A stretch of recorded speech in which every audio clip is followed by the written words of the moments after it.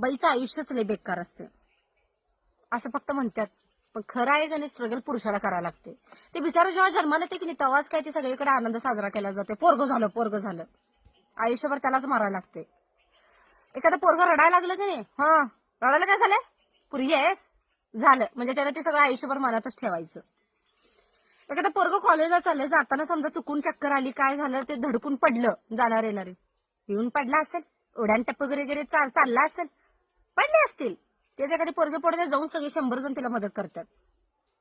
एखाद्या पुरुषाला एखाद्या बाईसोबत बोलायचं म्हणतं 100 वेळा विचार करायला लागतं, तिला काय वाटेल, पटेल का नाही, ती काय समजल, आणि नाही समजलंय, तिचा गैरसमज झाला तर 100 जण ह्याला मारायला तयारच असतात, केस ठोकायला तयारच असतात.